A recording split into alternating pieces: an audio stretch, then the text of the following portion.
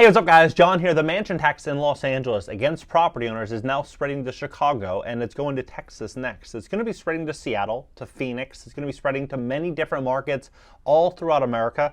I've been talking about this for a while, that we're stepping into the greatest wealth transfer of all time, and it's happening with or without the consent of property owners. So if you're a real estate investor, if you are planning on investing in real estate, paying attention to these trends is going to greatly benefit you. It's going to help position you to make smart, well-informed decisions. I'm going to show you what's going on. It's really shocking. Please hit the like button. When you hit the like button, YouTube will share this content to educate more people about what's actually going on in the real estate market. And if you want to fix your credit to position yourself for the greatest wealth transfer of all time, we would love to help you.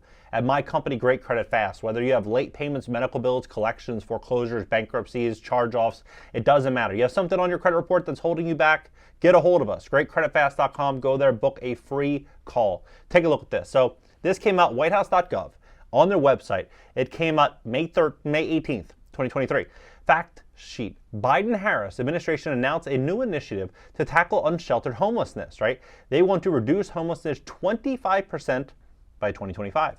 That is a massive goal, by the way. 25% by 2025, the next year and a half, they want to do that. Well, they're starting in Chicago, Dallas, Los Angeles, Phoenix Metro, Seattle, and the state of California. Now, when I originally saw this, which was on May 18th, I saw it immediately when it came out, and I did a video talking about we got to watch these markets because crazy things are going to be happening here. Because the only way in which they're going to be able to reduce homelessness 25% in these markets is going to be to really crack down on landlords, to really either increase taxes. They're going to be pulling some major curveballs there, and to watch it. And I personally believe it's not just going to be these markets. It's going to be coming to many, many markets. People see, Dallas, and they say, that's Texas. It's never going to happen there. It's on the website. The governor signed on board. It's going to happen. This is what's actually happening. I mean, Karen Bass put this out. This is 12/12 of 2022. This is the day she got elected, by the way, as the mayor of LA. She says that she declared a state of emergency on homelessness. What that really means is that she's declaring war on landlords, because the only one that could really increase the homelessness population would be those landlords that are kicking people out of their homes, increasing the people that need, increasing the homeless population, right? So of course it's going to be an attack on them. And this came out today. LA tenants have until August 1st to pay 18 months of back rent, right? August 1st, which is basically Tuesday, next week. So first and foremost, I personally believe that most tenants don't have 18 months of back rent, even 5 months. Many of them don't have 1 month or 2 months. Los Angeles is a very expensive place to live. I mean, rent might be $3,000, $2,000 a month. How many have 5, 10, 20 grand that they're voluntarily going to give to a landlord, knowing that the court system in Los Angeles is very much favored to the tenant? So we're going to start to see some really, really big problems in Los Angeles. But look at that. This mansion tax says the mansion tax calls for 4% levy to be applied on all properties or transferred for more than $5 million. Now you might say, $5 million is a huge number. Hold that thought, because I'm going to show you what's happening in Chicago. They dropped the number to 1 million in Chicago. And you start to look at where these properties were, what they were actually valued at 5 years ago, 10 years ago. $1 million property in Chicago, today might have maybe traded for 400 grand 10 years ago, right? Was it that much of a mansion? I don't think so. I mean, you look at some of these listings, you tell me, does this look like a mansion? Does this property right here look like a mansion to you? This to me looks like a, very traditional basic house, right? This does not look like a mansion to me. Price cut 30 grand, 4 bedrooms, right? 4 bedrooms. This looks like a very basic, cute house, right? It's nothing crazy. Just looks like a nice house. But you pay a mansion tax on this, it's almost 3%, right? So you pay almost 3% to get out of that property. So you pay 3% on that sale. Well, it's technically 2.65%, to be specific, 2.65% plus 5% for a realtor fee if you negotiate down from 6. So you're already looking at 7.65% plus transfer taxes, closing cost, escrow. If you have any repairs or anything that comes up during inspections that you have to negotiate against, you might be talking 10, 12%. So on $1 million property, you're writing a check for 120 grand to exit. Many people don't even have equity in their properties now. As mortgage rates are starting to rise, there's less buyers out there. I mean, this is going to be a very, very, very big headwind that we're going to start seeing come to Texas. We're going to start to see it go to Seattle. We're going to start to see it go to Austin and these different markets. And I believe real estate investors that are looking at this should kind of look at some of the downside risk on deals. There's a lot of upside. There's a lot of upside in the real estate market. I just don't think it's, fully exposed just yet. I think that this housing shortage and this artificial demand, that people think is there, I think is going to go away really, really fast when the tide starts turning. So in Los Angeles, it's a 4% tax levy applied to all properties sold. So whether it's land, whether it's commercial, industrial, residential, it doesn't matter. 4% tax, right? 5.5% above 10 million. Now, 5.5%, it's a pretty big tax. You're looking at 13% total cost of sale on a property 10 million above. Now, I said when this came out, they're going to start high because everyone will accept it. Say, hey, $5 million, $10 million property, you're rich, you should be contributing. A lot of people would say that, eat the rich. That's what they say. And so when they started this really, really high threshold, then they bring it to $1 million. That's a massive jump. I mean, you start to scroll through some of these listings, these are not $1 million homes, at least not $1 million properties. This looks like a really grand house, but look at this one. This looks like a basic house. These are basic homes. $1.1 million for this house, right? $1.075 million. These are not mansions. This is $1.150 million. Like, look at that. That's $1.150 million. So, yeah, I mean, this is what's going to happen. They're going to continue to drop this threshold down more and more and more.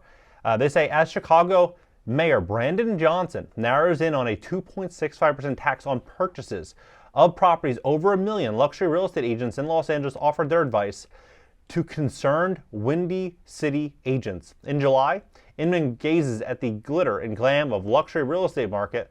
Look here. Los Angeles may not be the only city to receive a mansion tax this year. Chicago's newly elected Mayor Brandon Johnson is gung-ho on a proposed real estate transfer tax that would significantly increase the tax on sales of properties priced over $1 million. Johnson, who took office May 15th, he took office, this is May 18th. This came out 3 days later, right? 3 days later, he took office, he's pushing forward this, right? Taxes on $1 million properties plus up from the existing 0.75% tax on all properties purchased by homeowners to 2.65%. The proposed program brings Chicago Home is estimated to generate $163 million annually to help combat homelessness. See how it connects?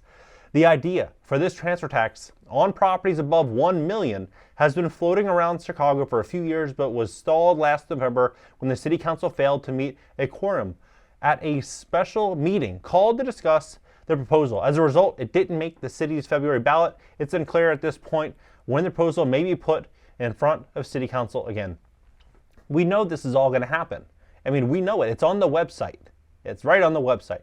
To look at that and say it might not happen, it's a joke. I mean, it's definitely going to happen. And I personally think that you start to look at some of these landlords, right? If you look at multifamily real estate, I love real estate, I love multifamily. But if you look at multifamily right now, these valuations are still very, very high in relation to where interest rates are. There's going to be a lot of, I believe, changes coming for landlord-tenant policies, especially in some of these markets. They're going to be much more tenant-friendly, much more favorable towards tenants. You're going to start to have a situation, a dynamic, and which is going to make it harder to be an operator in these markets. So what is that going to likely do? It's going to push people out of the business.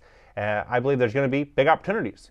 Like Carl Icahn, he came out many, many years ago, famous billionaire, and he said, my job is to buy really, really great things when everybody wants to sell them, and to sell it when everybody wants to buy them, right? And we were, in the last couple of years, we were in a market where everyone wanted to buy everything. Everything was great.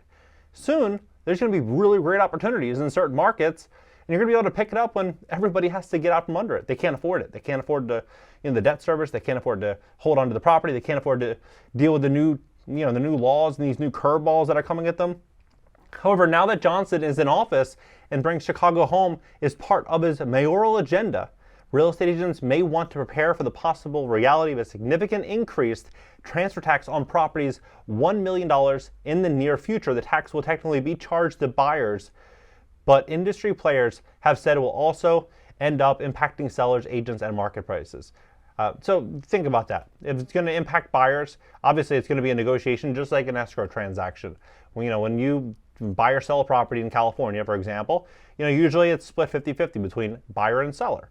But when you have a almost 3% tax at a $30,000 fee, it's probably going to be split 15K, 15K, or the seller's going to have to try to hack in there and discount from the purchase price or try to do some type of incentive, because the buyer is going to have to come out of pocket for the down payment plus that. I mean, the average down payment right now is about 10%. So that's 30% of the entire down payment.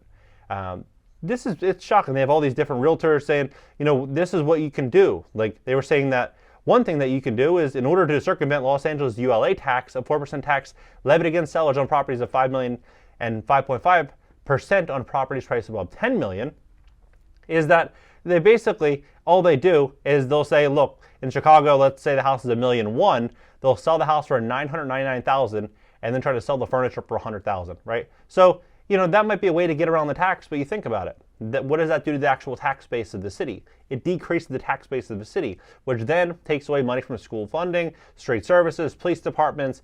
It's not a big win for the city long term. They talk about all these different workarounds. Why don't you just, she said you can 1031 exchange it, rent it out for a couple years, and then try to sell it and buy another property of like kind in a different area. They're trying to do all these different creative things because they have no choice. They have to sell properties. That's what they do for a living. But this is the world that we're living in. Curveball after curveball after curveball to the real estate market.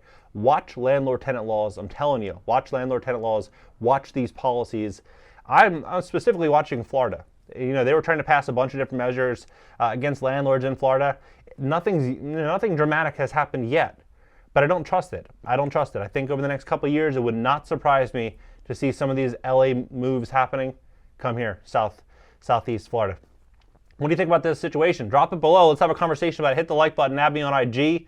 And if you want to fix your credit to position yourself for the greatest wealth transfer of all time, we'd love to help you. I believe, and I've said this before on this channel, 2020 and 2021, 2022, it's a warm-up. 2023, we're kind of getting ready. 2024, 2025, things are going to start getting out of control. You want to have really good credit. You want to position yourself to be able to get financing and funding. When you start to see distressed opportunities, distressed real estate deals, you want to be able to go out there and be able to buy these deals. So we'd love to help you, love to position yourself with great credit through greatcreditfast.com. Go there, schedule a free strategy session. I'll catch you guys in the next video.